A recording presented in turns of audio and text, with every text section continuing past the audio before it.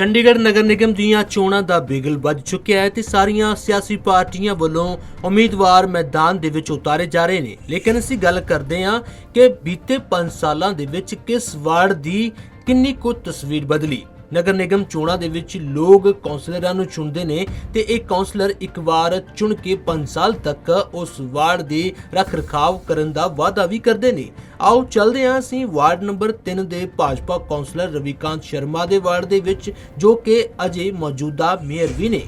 Mayor ਰਵੀਕਾਂਤ Sharma ਦੇ ward ਦੇ ਵਿੱਚ ਗੰਦਗੀ ਦੀ ਭਰਮਾਰ ਹੈ ਤੇ ਸਾਰੀ ਥਾਵਾਂ ਤੇ ਤੁਹਾਨੂੰ ਕੂੜੇ ਦੇ ਢੇਰ ਲੱਗੇ ਹੋਏ ਵਿਖਾਈ ਦੇਣਗੇ ਅਤੇ ਲੋਕਾਂ ਦੀ ਸਭ ਤੋਂ ਵੱਡੀ ਸਮੱਸਿਆ ਵੀ ਇਹੀ ਹੈ। ਅਤੇ ਲੋਕਾਂ ਦਾ ਕਹਿਣਾ ਹੈ ਕਿ ਸੈਕਟਰ 22 ਜੋ ਕਿ ਚੰਡੀਗੜ੍ਹ ਦੀ ਮੇਨ ਮਾਰਕੀਟ ਹੈ, ਬਾਵਜੂਦ ਇਸ ਦੇ ਇਸ ਏਰੀਆ ਦਾ ਕੋਈ ਰੱਖ ਰਖਾਵ ਨਹੀਂ ਕੀਤਾ ਗਿਆ।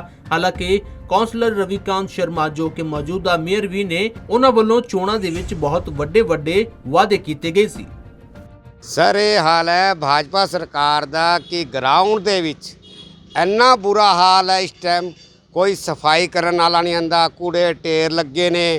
ਜਿਹੜੇ ਸਾਡੇ ਮੇਅਰ ਸਾਹਿਬ ਨੇ ਉਹਨਾਂ ਨੇ ਇੱਕ ਵਾਅਦਾ ਕਿਹਾ ਸੀਗਾ, ਅਸੀਂ 5 ਸਾਲਾਂ ਦੇ ਵਿੱਚ ਸੈਕਟਰ 22 ਨੂੰ ਚਮਕਾ ਦਾਂਗੇ। ਇੱਥੇ ਕੂੜੇ ਢੇਰ ਲੱਗੇ ਨੇ, ਸਾਰੇ ਚੁੱਲ੍ਹੇ ਟੁੱਟੇ ਹੋਏ ਨੇ, ਚੂਹੇ ਦਾ ਇੱਥੇ ਉਹ ਗਰਾਊਂਡ ਬਣ ਗਿਆ, नीचे घर खोखले हो गए ने। सैक्टर 22D दे सड़कों के किनारे कूड़ा पिया जी, कोई सफाई नहीं करन आंदा। ये भाजपा सरकार दे ये हाल ने। साडे मेयर साहब कह रहे सीगे असी सैक्टर 22D 16 17 उस टाइम वार्ड नंबर 16 और 17 सीगा, सैक्टर 22 सीगा, अज 22 और 23 इकट्ठा होया है। ਅਸੀਂ ਇਹ ਮੇਅਰ ਸਾਹਿਬ ਨੂੰ ਇਹ ਕਹਿਣਾ ਚਾਹੁੰਦੇ ਆ ਕਿ ਭਾਜਪਾ ਸਰਕਾਰ ਨੂੰ ਕਦੇ ਵੋਟ ਨਾ ਮਿਲੇ, ਕੋਈ ਕੈਂਡੀਡੇਟ ਨਵਾਂ ਆਵੇ ਉਹ ਕੰਮ ਕਰਾਵੇ ਸੈਕਟਰ 22D ਦਾ ਔਰ 23D ਦਾ। ਇਹਨਾਂ ਨੇ ਮੇਅਰ ਸਾਹਿਬ ਨੇ ਕੋਈ ਕੰਮ ਹੀ ਨਹੀਂ ਕੀਤੇ। ਸੈਕਟਰ 22 ਚ ਆਏ ਨੇ, ਕਿੱਥੇ ਉਦਘਾਟਨ ਕਰਨ ਚਲੇ ਜਾਂਦੇ, 200 ਪੁਲਿਸ ਵਾਲੇ ਨਾਲ ਹੋ ਜਾਂਦੇ ਜੀ। ਇਹਦੇ ਮੇਅਰ ਸਾਹਿਬ ਦਾ ਹਾਲ है। ये भाजपा सरकार निकम्मी सरकार है। वोट जो है जो बीजेपी को छोड़ के हम किसी को भी दे देंगे। वजह क्या है? वो है वजह क्या है? वजह है कि एक तो सफाई नहीं करते थी। रविकांत शर्मा यहीं से जीते हैं और हमने जिताया भी है, बिल्कुल है उससे जिताया है। लेकिन यहाँ इसी वार्ड से जीतने वाले और इसी वार्ड की वो बदहाली कर रहे हैं। अब ये देखो यहाँ पौधे लगाए हैं, एक बार पौधे लगा दिए, कोई पानी देने के लिए नहीं आया कोई। वहाँ और पौधे लगाए, कोई पानी देने के लिए नहीं आया। पीछे एक बार वो वहाँ गए, वहाँ मीटिंग थी, वहाँ आ गए 100-150 पुलिस वाले आ गए और इसकी सिक्योरिटी के लिए जो भी है। लेकिन इस बार के अंदर जो है बिल्कुल उन्होंने कोई राउंड नहीं मारा। बिजवाड़ा मार्केट कहते झाड़ू नहीं मारते थे मोहल्ले से। मोहल्ले के अंदर जो है ये स्वीपर आते हैं, आधा घंटा काम करते हैं, उसके बाद पता नहीं वो कहाँ चले जाते हैं कहाँ नहीं चले जाते। ये सब ठेकेदारी प्रजा है और ये बस अंदर गोलमाल हो रहा है।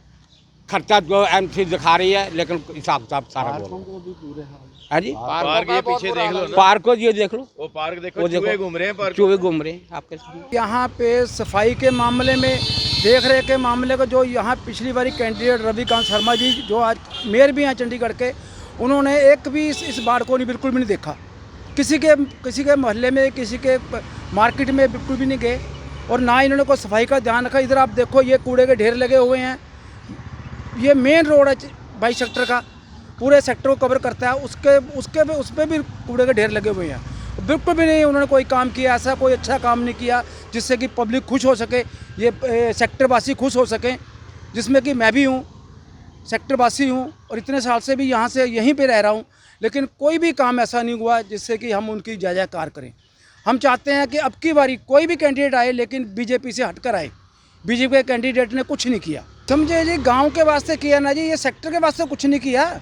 22 सेक्टर में उनसे आप जाके पूछ लेना, उनसे आप जाके पूछ लेना भी कभी आकर आपने 22 सेक्टर की बिजवाड़ा मार्केट में विजिट किया, देखा किसी को 22D के मोहल्ले में आए हो, किसी से भी पूछा मोहल्ले वालों से क्या प्रॉब्लम है आपको, क्या प्रॉब्लम है कि नहीं? कभी उन्होंने आगे कोई प्रॉब्लम नहीं पूछी किसी से भी।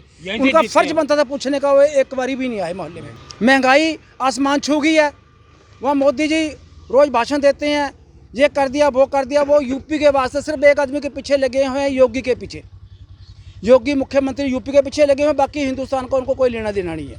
महंगाई आसमान छू गई है, तेल के दाम आसमान पे चले गए हैं, तो सिलेंडर के दाम आसमान पे चले गए हैं। जो हमारी रोज़ की ज़रूरतें हैं, आज आप टमाटर भी देख लीजिए, वो भी 100 रुपये किलो चला गया।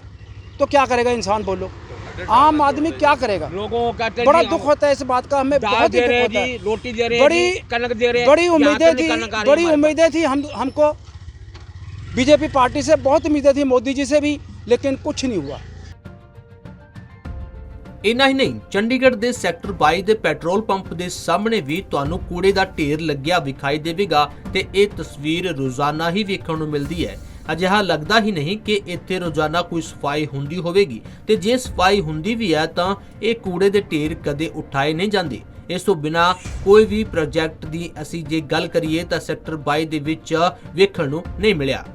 नगर निगम में चुनाव है, मेरी तो ये अपील है सबसे कि एक इस बार वो कैंडिडेट आना चाहिए कि जो लोगों के हित में बात करे और हित के लिए खड़ा हो, और ये ना हो कि भारी बहुमत में आके पीछे हमारे एक जो रविकांत जी जो मेयर रहे हैं, ठीक है जी, वो भारी बहुमत से जीते हैं यहाँ से, ठीक है जीते हैं, पर कम से कम उनको वार्ड में आके ना लोगों की दुख तकलीफ़ों के बारे में सोचना चाहिए, उनको सुनना चाहिए। अब ये देख लीजिए हमारे साथ में बगल में, मैं 3134 नंबर में रहता हूँ, आज कितनी देर से ये पार्कों के बारे में बोल रहा हूँ कि पार्क आज तक डेवलप नहीं हुआ। एडजॉनिंग जो है 3131 है, 3130 है, सीए साहब का घर है, यहाँ पे आज तक कोई पार्क डेवलप नहीं हुआ। ये काफ़ी बार उनको नोटिस कर चुका हूँ कि ये एक्सीडेंट प्रोन एरिया बन चुका है। 22D वो कहते हैं जी हेरिटेज सेक्टर है, इसमें ना डिमार्केशन आएगी, ना कोई, कम से कम एक साल में 50-60 एक्सीडेंट होते हैं ये स्कूल के सामने। अब देख लीजिए कहीं लाइट की व्यवस्था है, कोई लाइट की व्यवस्था है। आप ये नहीं है कि मेरे अकेले के विचार लें, सुने, ये कम से कम 10-15 आदमी को मालूम कीजिए कि साल में एक्सीडेंट इस सेक्टर में होते कितने हैं। कम से कम इस बार भी ध्यान हो, कोई सिक्योरिटी का हो, कोई कुछ हो। ये सामने बिजवाड़ा मार्केट है जी, आज भी 20 सालों में वही बिजवाड़ा मार्केट जो पहले थी, मुझे लगता है कि वही आज ही हाल है। इस मार्केट के बारे में भी किसी ऑफिसर ने सोचा नहीं है कि ये जो गरीब यहाँ पे बस रहे हैं, जिनको नई आशियाना मिला, कि उनको आशियाना तो मिले, उस बारे कौन सोचेगा।